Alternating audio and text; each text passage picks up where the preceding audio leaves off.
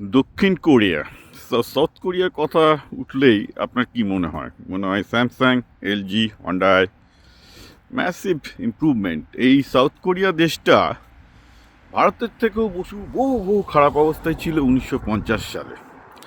China, ওদের প্রথমে দখল করেছিল চায়না, তারপর জাপান থেকে ওরা যখন 1950 সালে মুক্ত হলো, শুধুই নয়, তারপর ওখানে একটা সিভিল ওয়ার হয়, যার ফলে ওটা নর্থ কোরিয়া সাউথ কোরিয়ায় ভেঙে গেল। কিন্তু তারপরই সাউথ কোরিয়া একটা ম্যাসিভ ডেভেলপমেন্ট প্ল্যান নাই, যার জন্য যে দেশটা একসময় ভারতের থেকে গরিব ছিল তারা আজকে আমেরিকাকেও ছাড়িয়ে গেল। কি করে? তারা প্রচুর শিক্ষার ওপর আস্থাভজন করলো। ওদের প্রথম প্রেসিডেন্ট বললেন যে শিক্ষাই হবে তাদের মুক্তির পথ। সুতরাং তিনি সর্বস্তরের খুব high quality education, public education তৈরি করলেন। এবং সাউথ কোরিয়া যা ভেবেছিল সেটাই হলো। একটা দেশ যখন শিক্ষার ওপর বিনিয়োগ করে, ন্যাচারালি সেই দেশটা তত্তর করে উন্নত হবে, সেখানে উন্নত শিল্প হবে, স্যামসাং এলজির মতো কোম্পানি খুব ভালো ভালো ওয়ার্কার পাবে। So that's how the south Korea goat develop, right? কিন্তু শিক্ষার ওপর অতিরিক্ত এমফেসিস যেমন ভালো, তেমন উল্টো দিকে সেই এমফ্যাসিস যদি সাস্টেনেবিলিটি, অর্থাৎ কী করে, যেটা বললাম যে রিপ্রোডাক্টিভ ফিটনেস, অর্থাৎ এই শিক্ষার ওপর এমফ্যাসিস করতে গিয়ে যদি এমন হয় যে বাচ্চাদের শিক্ষার কস্ট খুব বেড়ে যায়, তাহলে সেই সোসাইটি যে সম্পূর্ণ ধ্বংস হয়ে যেতে পারে। সাউথ কোরিয়া তার উজ্জ্বল উদাহরণ। অর্থাৎ সাউথ কোরিয়া শিক্ষার ওপর এমফাসাইজ করে দেশটাকে তো উন্নত করে ফেললো, কিন্তু আলটিমেটলি যেটা হলো যে সেই শিক্ষার পেছনে ছুটতে গিয়ে সে দেশটার এখন এমন অবস্থা যে সেখানেও বার্থ রেট সাংঘাতিকভাবে, ইনফ্যাক্ট এশিয়ার সবচেয়ে লোয়েস্ট বার্থ রেট হচ্ছে এখন সাউথ কোরিয়া। এবং সাউথ কোরিয়ার যারা পলিসি মেকার তারাই বলছেন এই দেশটাকে আর বাঁচানো যাবে না যদি এখনই আমরা আমাদের কালচারটা চেঞ্জ না করি। তো কী সেই কালচার? ইনসিডেন্টালি এটা খুব ইন্টারেস্টিং ব্যাপার, সবারই আমাদের জানা উচিত। সাউথ কোরিয়ায় সিস্যাট বলে একটা এক্সাম নেওয়া হয়, আমাদের অনেকটা যেই মেন্স বা যেই অ্যাডভান্সের মতো 8 ঘন্টার এক্সাম।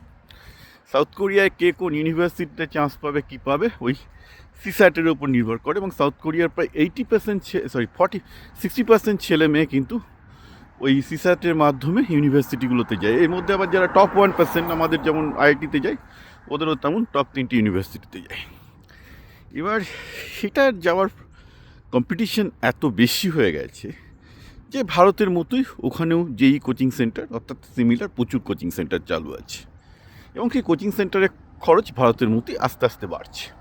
এবং ভারতে যেমন কোটা আছে, তেমন একই রকমভাবে দক্ষিণ কোরিয়াতেও প্রচুর এডুকেশন ইন্ডাস্ট্রি তৈরি হয়েছে, যাতে সিস্যাটে ছেলেমেয়েরা ভালো র্যাঙ্ক করে।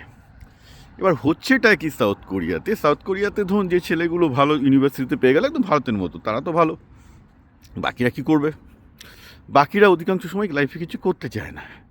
তার কারণটা হচ্ছে কি, আপনি বলছেন কেন রে বাবা, তো আইটি যেতে পারিনি, তো কী হচ্ছে, একটা আইটিআই পড়বে, ইঞ্জিনিয়ারিং পাইনি তো কী হচ্ছে, একটা আইটিআই পড়বে, হাতের কাজ শিখবে, ফিটার হবে, মিস্ত্রি হবে, অসুবিধা কী আছে? না, সাউথ কোরিয়া এই যে একটা এডুকেশন ভিত্তিক স্ট্যাটাস তৈরি করে দিল মানুষের, এর একটা নেগেটিভ ওয়েট হচ্ছে যে যে ছেলেগুলো সিস্যাট পেলো না, ইউনিভার্সিটিতে গেল না, কোনো মেয়ে তাদের বিয়ে করতে চাইলো না। এটাকে সাধারণত আমরা বলি হাইপারগ্যামি। আমি একটা নরনারীকের সম্পর্ক নিয়ে আরেকটা আলাদা সিরিজ করব, তাতে আমি হাইপারগ্যামিটা আরও ভালো করে বোঝাবো। হাইপারগ্যামির অর্থ হলো যে মেয়েরা সবসময় বেটা স্ট্যাটাসের ছেলে যায়।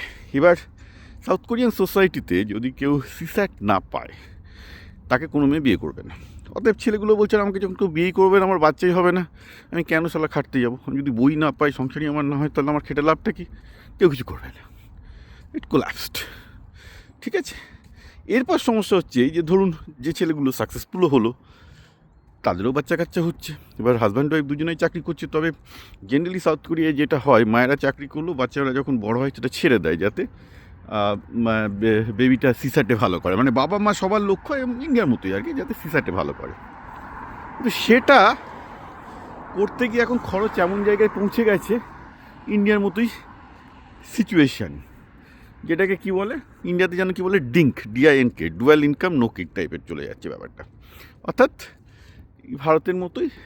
আর তারপর আগেকার প্রজন্মের সাউথ কোরিয়ার মেয়েরা তাও কেরিয়ার ছাড়তে ইচ্ছুক ছিল, মানে যারা সিস্যাট ক্লিয়ার করেছে, ভালো কেরিয়ারে ছিল, তারা ছেলেমেয়ের জন্য, সাউথ কোরিয়ার মায়েরা খুব মানে ছেলেমেয়েদের জন্য কেরিয়ার স্যাক্রিফাইস করতো। এখন তারা সেটাও করবে না। এখন তারা ভারতের ডিং প্রিন্সিপালে ডুয়াল ইনকাম নো কিডস চলে যাচ্ছে। ফলে সাউথ কোরিয়ার যা হওয়ার তাই হয়েছে। সাউথ কোরিয়ার লাস্ট 20 বছরে বার্থ রেট সাংঘাতিক কমে এসছে, এবং এই মুহূর্তে দাঁড়িয়ে এশিয়ার সবচেয়ে লোয়েস্ট বার্থ রেট হচ্ছে, one of the lowest birth rate হচ্ছে সাউথ কোরিয়া। এবং সাউথ কোরিয়ার পলিসি মেকাররাই বলছেন সাউথ কোরিয়া দেশটাও টিকতে পারবে না, জাপানের মতো আগামী 30 বছরে ভ্যানিশ করে যাবে যদি এই কালচার চলতে থাকে। তো মোরাল অফ দ্য স্টোরিটা খুব সিম্পল, আপনি ক্যারিয়ারের ওপর ফোকাস করতে পারেন, সব কিছু করতে পারেন, একটা দেশের উন্নতি করতে পারেন, বাট ফর হোয়াট? আলটিমেটলি একটা দেশের উন্নতি হবে, সব কিছু হবে, ঠিক আছে, কিন্তু তার উন্নতির মূল্য যদি এই হয় সে দেশের ছেলেমেয়েরা আর বাচ্চা করতে ইচ্ছুক নয়, তাহলে সেটা কিন্তু সাউথ কোরিয়ার মতো হবে। অর্থাৎ সাকসেস তো আপনি হয়ে গেলেন, সাকসেসফুল কান্ট্রি, কোনো সন্দেহ নেই, কিন্তু সেই সাকসেসফুল কান্ট্রিটা পুরো এখন ডুবতে চলেছে, সাকসেসফুলটা চূড়ান্ত আনসাকসেসের দিকে চলে যাচ্ছে, দেশটাই উঠে যাবে। তো সমস্যাটা হচ্ছে এই যে সাউথ কোরিয়ান গভর্নমেন্ট এটাকে অ্যাকনলেজ করেছে, এবং তাদের কাছে কোনো সলিউশন নেই, কারণ সিস্যাট, হ্যাঁ, তাদের এখন একটা কালচারাল আইকন, মানে তাদের পুরোপুরি ভিত্তি সমাজে বলতে পারেন। তো সেই জায়গাটা থেকে বেরিয়ে এসে তারা কি করে এখন এইটাকে আবার তাদের সোসাইটিটাকে চেঞ্জ করবেন তারা বুঝতে পারছেন না। কারণ এডুকেশনের ওপর হাই এমফ্যাসিস দিতে গেলে এডুকেশনের তো খরচ বাড়বেই, তখন কেউ বাচ্চা নিতে ইচ্ছুক নয়, বাচ্চা নিতে ইচ্ছুক না হলে সোসাইটি মায়ের ভোগে যাবে, যেমন জাপানে গেছে।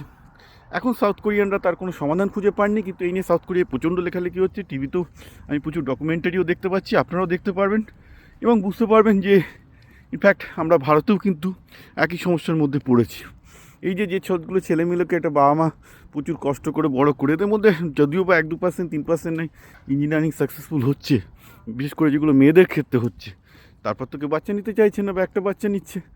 It's a very dangerous situation, কারণ আলটিমেটলি তার ফলে যেটা হচ্ছে ডেঞ্জারাস লেভেলে একটা এডুকেটেড পপুলেশন সিঙ্ক করছে। ইন্ডিয়া তো তারও খারাপ অবস্থা, ইন্ডিয়াতে যেটা হয়েছে, কোরিয়ার তো একটা ভালো জিনিস আছে যে কোরিয়াতে যারা একটু পিছিয়ে পড়লো তারা বিয়ে করতে ইচ্ছুক না, কারণ তাদেরকেও বিয়ে করতে ইচ্ছুক নয়। কিন্তু ভারতে যেটা হচ্ছে সেটা হচ্ছে এই যে সেকশনটা এডুকেটেড নয়, সেই সেকশনটায় প্রচুর বাচ্চা নেয়, ফলে যাতে পপুলেশন গ্রোথ একটা দিকে যেমন আছে, তেমন অ্যাকচুয়ালি মধ্যবিত্ত শ্রেণী, দ্যাটা এডুকেটেড শ্রেণী, যেটা বেশি গ্রোথ হওয়া উচিত হলে দেশটা ভালো হতো, সেটা কিন্তু হয় না, উল্টোটা হয়। যেটা সমাজে পিছিয়ে থাকা অংশ তাদেরই পপুলেশন গ্রোথটা এখনও স্টেবল আছে, যদিও সেখানেও অনেকটা কমে গেছে, এবং কমে গিয়ে বলা যায় সাস্টেনেবল রেটের জাস্ট নিচে চলে এসেছে ইনফ্যাক্ট। কিন্তু মধ্যবিত্তদের, ভারতীয় মধ্যবিত্তদের গ্রোথ রেট সাংঘাতিক। একটা কোথায় দেখছিলাম, ভারতীয় মধ্যবিত্তদের ফার্টিলিটি রেট এখন 0.6-এর নিচে, বিশেষত হিন্দুদের মধ্যে। মানে যদি আমি